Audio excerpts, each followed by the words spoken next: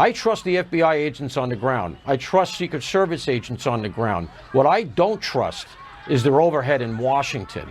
Not after seeing some of the stuff that we've seen relative to Crossfire Hurricane and the 51 people who endorsed the laptop, and Matt Colangelo leaving DOJ to go for lawfare against Donald Trump at the Manhattan DA's office. I'm sorry, but there's just been too much of that for me to put my full faith in our leaders in D.C., who, by the way, we're not hearing from now. Where are you? We would like to hear from you and what you have to do. The FBI is now the lead investigator on the assassination attempt, and they've sent in their best from Quantico, their flight team, people that are, reconstructing the scene is going to be extremely thorough. But I'm with Paul. I believe in the rank and file agents. I was a rank and file agent, but the leadership, you need to step up and you need to start taking accountability and getting your agencies in order and giving them the proper resources that they need to do their job successfully and focus on nothing but the mission of protecting American people and people like former President Trump. That is it. Nothing else should be on the forefronts of their minds. That is it.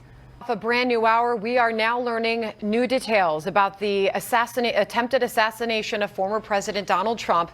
Fox News has now confirmed explosives were found in the car of the suspect, Thomas Matthew Crooks. That car was parked near that Trump rally in Butler, Pennsylvania. And Fox can now confirm that the suspect's gun was purchased by his father. More and more details coming in by the minute. Welcome to a brand new edition, a special edition of America Reports on this Sunday afternoon.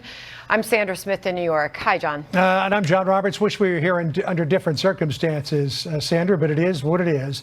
We are expecting to hear from President Biden this hour. He is set to speak at 1:30 from the Roosevelt Room at the White House.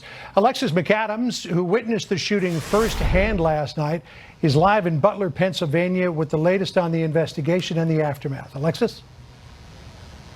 Hi, John and Sandra. Yeah, you could hear what sounded like, pop, pop, pop right there inside of that rally. People didn't know if it was gunfire or fireworks. What started as an exciting time here in a swing state for the former president and thousands of people who gathered here in the hot sun to catch him on stage ended in that gunfire. We can tell you that one man was killed, 2 others were badly wounded in that crowd. Just a short time ago, the governor here had now identified that man who was killed at the Trump rally, saying he was a former fire chief in Butler County who died trying to protect his family. His name, Corey Compatori.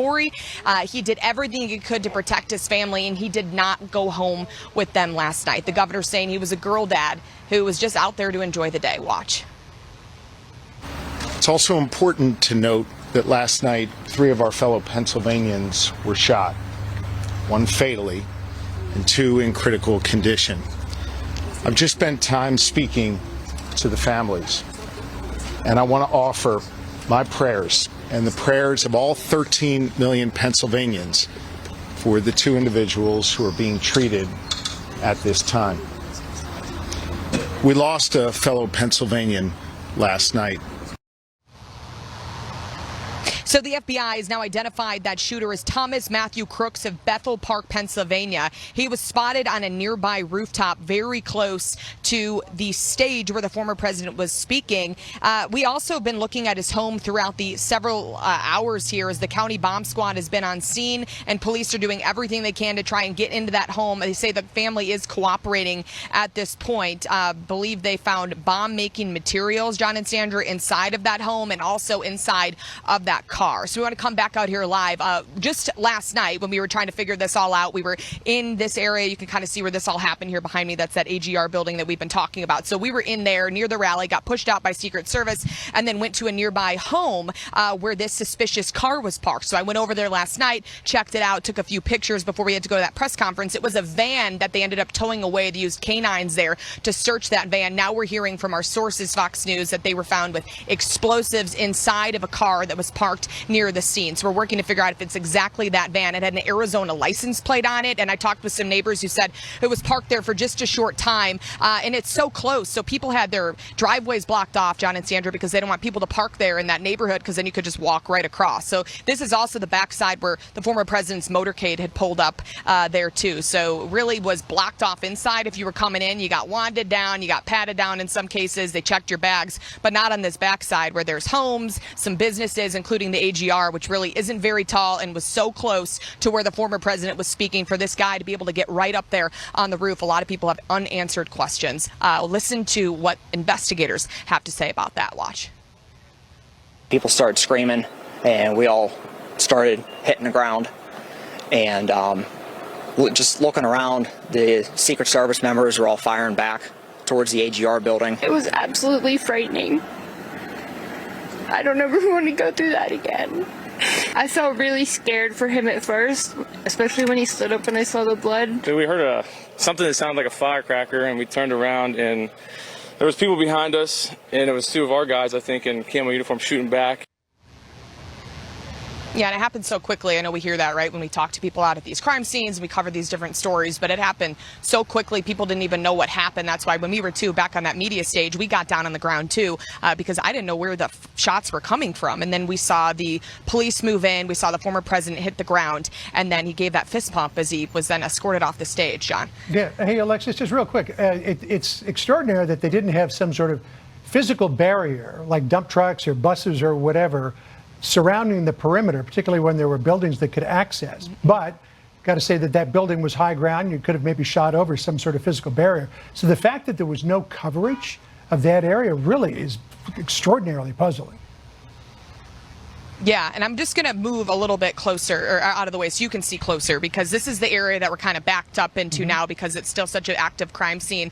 But John, as you looked on that map, and we were talking earlier about exactly how far it is, that AGR building is exactly where he was hiding, and then you can kind of see those two big lights in that crane, and that's exactly where the former president was speaking. So we're talking about, just a short walking distance from where this guy was able to get in. So whether it was in the perimeter or not, you would still think that this area would have been blocked off. Even where we are right now, you would think would be possibly, people getting their cars checked and things like that, not being able to really drive by. So it's an active area. It's like a neighborhood, and we're in a parking lot right now of a gas station. So it was pretty accessible for people. Yeah, I measured it out on Google Maps. 400 feet away the shooter was. I mean, it's remarkable that Donald Trump was alive today.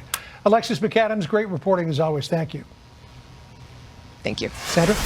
All right, John, thank you. Alexis, we're learning now new details about the suspected shooter as the FBI is taking the lead now on this investigation and looking into possible motives.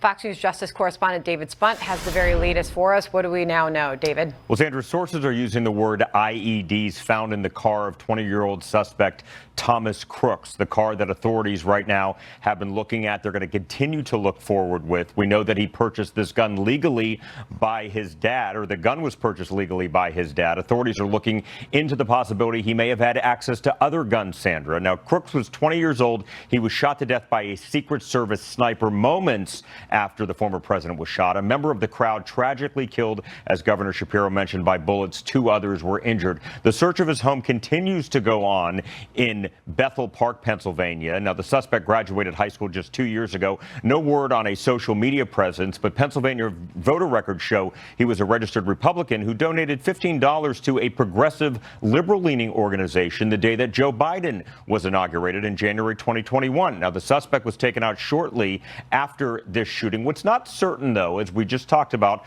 with Alexis and John, how this suspect with a gun was able to stand on top of a roof and take a shot at the former president of the United States, someone already under heavy Secret Service protection. Now, on top of that, witnesses say they saw the suspect on the roof with a gun, which was outside the security perimeter, and told authorities. Still, Trump was able to give his speech, and this event was able to go forward. Watch the local district attorney.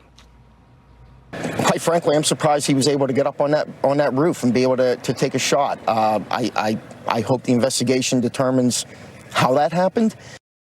Well, the FBI knows people have cell phone video. They've gotten a lot of tips so far. People may have seen the shooter shortly before the shooting, perhaps getting on top of that building. What was he doing in his hours before? They wanted anyone with information, call 1-800-CALL-FBI. But Sandra, here in Washington, where John and I are, a lot of finger pointing going on at some of these top agencies. Yeah, you can only imagine a lot of unanswered questions. Where they will reside. Check out TrumpRap.com. It's pretty calm for original rap songs that drop like a bomb. Featuring AI Trump as DJ T. Hard-hitting lyrics, that's the key. Pressing issues, we address them all. Politics and music, we stand tall. Through rap we speak. Critique so sleek, dynamic beats, unique and chic. Join the movement, feel the vibe. TrumpRap.com, where truth and rhythm collide. I know that everyone here will soon be marching